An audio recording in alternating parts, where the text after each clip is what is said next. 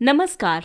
Vision IAS के news today के इस अंक में आप सभी का स्वागत है। इस अंक में हम आपके लिए लेकर आए हैं यूपीएससी परीक्षा की दृष्टि से महत्वपूर्ण कुछ अहम खबरें और इस अंक के साथ मैं हूं दिव्या तोमर। आइए सबसे पहले जानते हैं कि 9 और 10 मई के अंक में क्या कुछ रहा खास। भारत और यूरोपीय संघ ने 8 वर्षों के बाद मुक्त व्यापार समझौते पर वार्ता दोबारा शुरू की। चीन के एक रॉकेट का मलबा मालदीव के निकट हिंद महासागर में गिरा। भारत ने तीसरी आर्कटिक विज्ञान मंत्री स्तरीय बैठक में भाग लिया और गैर सरकारी संगठनों ने कोविड संकट के दौरान एनजीओ के लिए विदेशी अंशदान नियमों में रियायत की मांग की है। और अब जानते हैं खबरें विस्तार से।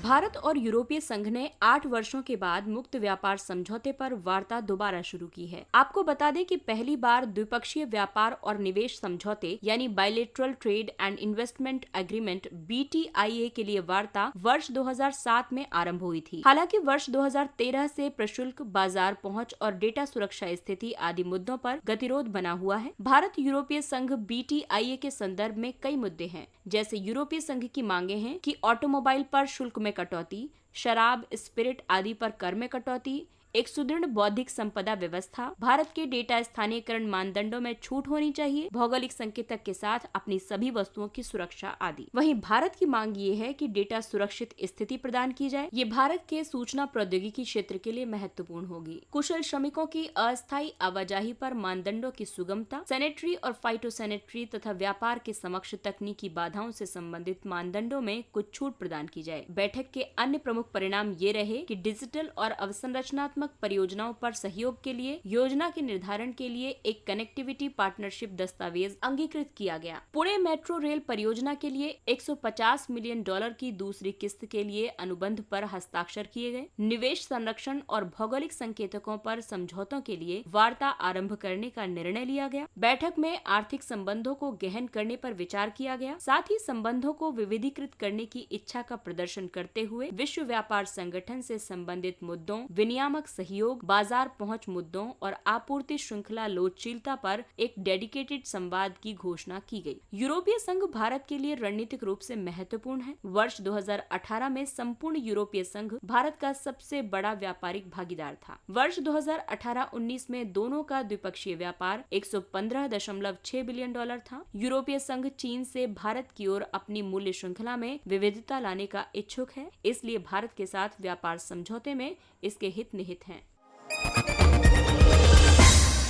आइए जानते हैं कि चीन के रॉकेट का मलबा कहां गिरा। चीन के एक रॉकेट का मलबा मालदीव के निकट हिंद महासागर में गिरा। लॉन्ग मार्च 5B के कुछ भाग वायुमंडल में दोबारा प्रवेश करने के बाद हिंद महासागर में गिर गए। इसके अधिकांश घटक वायुमंडल में दोबारा प्रवेशन के दौरान ही नष्ट हो गए थे। लॉन्ग मार्च 5B से चीन के अंतरिक्ष स्टेशन के निर्माण के लिए घटक भेजे जा रहे थे, जो आगामी वर्ष के अंत तक पूर्ण हो जाएगा। चीन का अंतरिक्ष स्टेशन अंतर्राष्ट्रीय अंतरिक्ष स्टेशन के बाद दूसरा अंतरिक्ष स्टेशन होगा। रूस ने भी अपने अंतरिक्ष स्टेशन की घोषणा की है। पिछले वर्ष एक और चीनी लॉन्ग मार्च रॉकेट का मलबा आइवरी कोस्ट पर गिरा था, जिससे कई इमारतें क्षतिग्रस्त हो गई थीं। अंतरिक्ष मलबे में प्राकृतिक और कृत्रिम दोनों प्रकार के कण शामिल होते हैं। उल्कापिंड सूर्य की कक्षा में होते हैं, जबकि अधिकांश कृत्रिम मलबे पृथ्वी की कक्षा में होते हैं। अंतरिक्ष में मलबे या अंतरिक्ष कबाड़, जिसको स्पेस जंक भी कहा जाता है, इसके 5 लाख से अधिक खंड विद्यमान हैं, जो पृथ्वी की परिक्रमा कर रहे हैं। इनकी गति 17,500 मील प्रति घंटा है। अंतरिक्ष मलबे की बढ़ती संख्या सभी अंतरिक्ष यानों, विशेष रूप से अंतर्राष्ट्रीय अंतरिक्ष स्टेशन, अंतरिक्ष शटल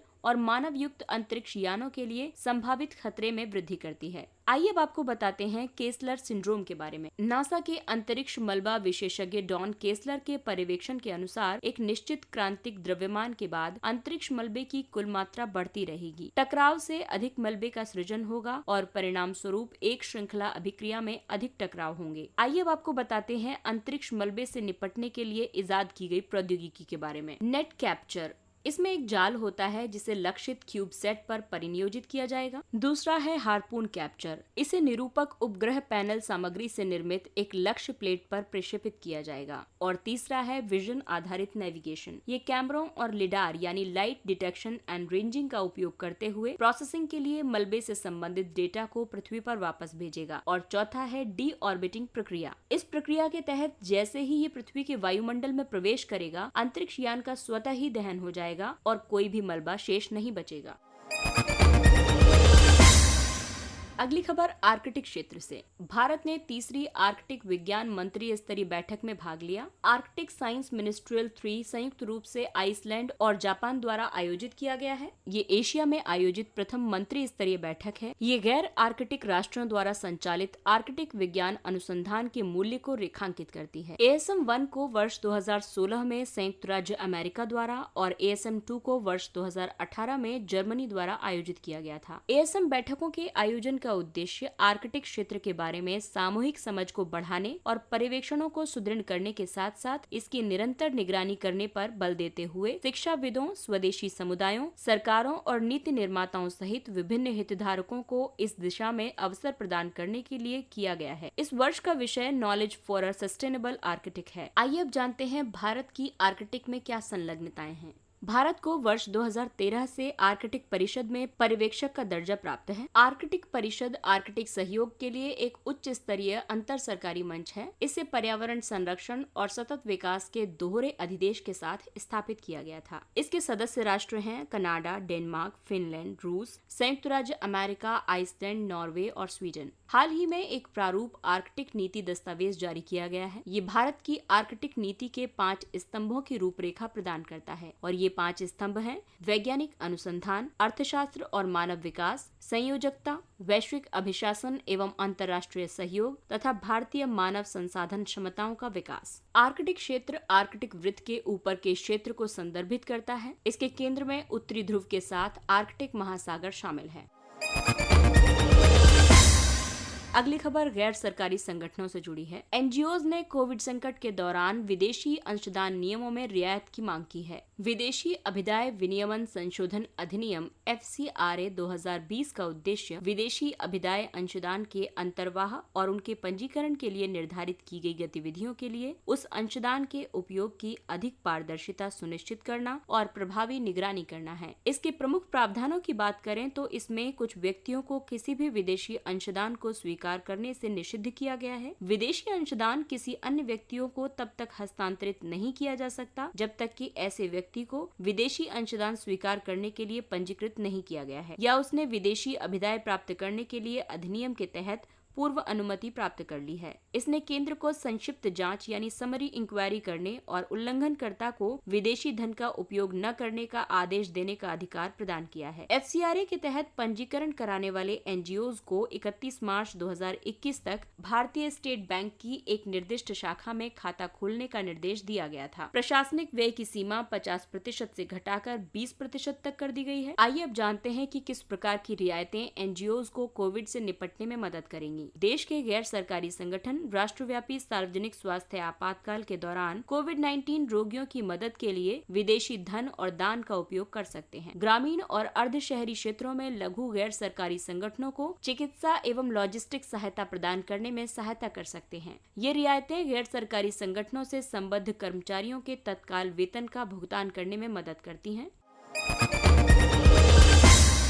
अगली खबर कोविड से जुड़ी है। आपको बताते हैं उन सभी कोविड-19 टीकों के बारे में जो भारत में उपलब्ध हो सकते हैं। सबसे पहले बात करते हैं AstraZeneca serum institute of India Pune से कोविशील्ड। ये एडेनोवायरस वेक्टर प्लेटफॉर्म की श्रेणी में आता है। इसके 2 इंजेक्शन 12 सप्ताह के अंतराल पर लगाए जाते हैं। इसका भंडारण 2 से 8 डिग्री सेल्सियस के बीच किया जाता है और इसकी एक्सपायरी 6 महीने की होती है। इसकी एफिकेसी या प्रभावोत्पादकता की बात करें तो ये 82.4% है जब खुराकों के बीच अंतराल 12 सप्ताह या उससे अधिक हो तब। और दूसरा टीका है भारत बायोटेक हैदराबाद का कोवैक्सीन। ये निष्क्रिय किया गया संपूर्ण वायरियन प्लेटफॉर्म का टीका है। इसके 2 इंजेक्शन लगाए जाते हैं जो 4 से 8 सप्ताह के अंतराल पर लगाए जाते हैं। इसका भंडारण 2 से 8 डिग्री सेल्सियस के बीच किया जाता है और ये 81% तक प्रभावी है यदि 2 खुराकों के बीच 4 सप्ताह का अंतराल रहे तो। और तीसरा है रूस और डॉक्टर रेड्डीज लैब का स्पुतनिक 5। ये भी एडेनोवायरस वेक्टर प्लेटफॉर्म है। इसके 2 इंजेक्शन इंजेक्शन लगाए जाते हैं जो 21 दिन से 3 महीने के अंतराल पर लगाए जा सकते हैं। इसका भंडारण तरल रूप में -18.55 डिग्री सेल्सियस पर और शुष्क रूप में 2 डिग्री से 8 डिग्री सेल्सियस के बीच किया जा सकता है और ये 91.6% तक प्रभावी है। और आइए अब बात करते हैं उन टीकों की जिन्हें अभी भारत में अनुमोदन प्राप्त नहीं हुआ है। सबसे पहले बात करते हैं जॉनसन एंड जॉनसन की। ये एडिनोवायरस वेक्टर प्लेटफॉर्म है। ये हल्के से मध्यम दुष्प्रभावों के साथ सुरक्षित टीका है। ये इंजेक्शन 28 दिनों के बाद से मध्यम से गंभीर कोविड संक्रमण के विरुद्ध 66% सुरक्षा प्रदान करता है। इसकी एकल खुराक दी जाती है और भंडारण तापमान 2 डिग्री से 8 डिग्री के बीच किया जाता है। इसे घरेलू रेफ्रिजरेटर में भी भंडारित किया जा सकता है। अगला है फाइजर बायोएनटेक। ये आनुवंशिक सामग्री या mRNA टीका है। अधिकांश तौर पर ये हल्के से मध्यम दुष्प्रभावों के साथ सुरक्षित टीका है। इसकी दूसरी खुराक लेने के बाद ये 95% सुरक्षा प्रदान करता है। इसकी खुराक 21 दिनों के अंतराल पर दी जाती है। ये 2 खुराक में पूर्ण होता है और इसे -70 डिग्री सेल्सियस पर भंडारित किया जाता है। तीसरा है मॉडर्ना। ये आनुवंशिक सामग्री या mRNA टीका है। अधिकतर ये हल्के से मध्यम दुष्प्रभावों के साथ सुरक्षित टीका है। ये दूसरी खुराक के बाद 94% सुरक्षा प्रदान करता है। इसमें 28 दिनों के अंतराल पर 2 पूर्ण खुराक दी जाती है और -20 डिग्री सेल्सियस पर इसका भंडारण किया जा सकता है। और चौथा है सिनोफार्म और सिनोवेक। ये एक निष्क्रिय वाहक है। ये ज्यादातर हल्के से मध्यम दुष्प्रभावों के साथ सुरक्षित है। सिनोफार्म 79% और सिनोवेक 50% सुरक्षा प्रदान करती है। ये 2 खुराकों में पूर्ण होती है और इसे 2 से 8 डिग्री सेल्सियस पर भंडारित किया जा सकता है।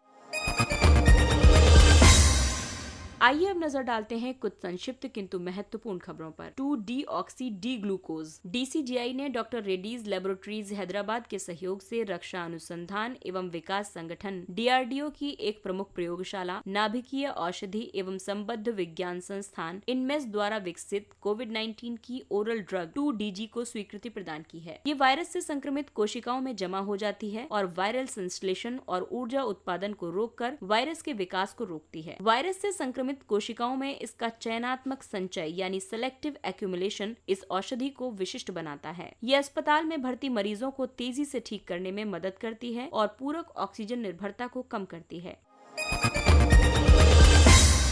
अगला है ब्लैक फंगस यानी म्यूकोरमाइकोसिस। ये एक दुर्लभ गंभीर कवक संक्रमण है जो हाल ही में कई कोविड-19 रोगियों में दिखा है। ये अक्सर त्वचा में दिखता है और फेफड़ों एवं मस्तिष्क को भी प्रभावित करता है। ये म्यूकोरमाइकोसिट्स के नाम से ज्ञात वातावरण में प्राकृतिक रूप से मौजूद फफूंदों के एक समूह के कारण होता है। ये मुख्य रूप से उन लोगों को प्रभावित करता है जो स्वास्थ्य समस्याओं का सामना कर रहे हैं और दवाओं पर अत्यधिक निर्भर हैं। ये पर्यावरणीय रोगजनकों से संघर्ष करने की उनकी क्षमता को भी कम करता है। रोग के चेतावनी संकेतों में बुखार, सिरदर्द, खांसी, श्वास लेने में कठिनाई, खूनी उल्टी और परिवर्तित मानसिक स्थिति के साथ आंखों या नाक के पास पीड़ा और लालपन शामिल है। हक्की पिक्की जनजाति। हक्की पिक्की एक यायावर जनजाति है जो उत्तर भारत से पलायन करके वर्तमान में मुख्य रूप से कर्नाटक क्षेत्र और अन्य दक्षिण भारतीय राज्यों में अधिवासित हो गई है। उन्हें पक्षी पकड़ने वाला कहा जाता है। कन्नड़ भाषा में हक्की का अर्थ है पक्षी और पिक्की का अर्थ है पकड़ने वाला। ये हिंद आर्य भाषा बोलते हैं जिन्हें विद्वानों ने वागरी नाम दिया है। यूनेस्को ने हक्की पिक्की को लुप्तप्राय भाषाओं में से एक के रूप में सूचीबद्ध किया है। वर्तमान में वे मुख्य रूप से हर्बल तेलों जैसे हर्बल उत्पादों की बिक्री में संलग्न हैं। महाराणा प्रताप। महाराणा प्रताप आधुनिक राजस्थान के एक प्रांत मेवाड़ के शासक थे। वे उदयपुर के संस्थापक उदय सिंह द्वितीय के सबसे बड़े पुत्र थे। चेतक महाराणा प्रताप का वफादार घोड़ा था जिसके साथ उनका गहरा लगाव था। हल्दी घाटी के युद्ध में उनकी सेना मुगलों से पराजित हो गई थी। इसके साथ ही ये अंक समाप्त होता है। अगले अंक में फिर मुलाकात होगी कुछ अन्य महत्वपूर्ण खबरों के साथ, लेकिन तब तक के लिए विजन IAS की पूरी टीम आपसे अपील करती है कि दवाई भी और कड़ाई भी के मंत्र को याद रखें। 18 वर्ष से ऊपर आयु के सभी लोग टीका लगवाएं और अपने परिवार की सुरक्षा सुनिश्चित करें। लेकिन इसके साथ ही कोविड नियमों का पालन करें, मास्क पहने, सुरक्षित दूरी बनाए रखें, हाथ और मुंह साफ रखें। और इसके साथ ही विजन IAS की पूरी टीम को दीजिए इजाजत। नमस्कार।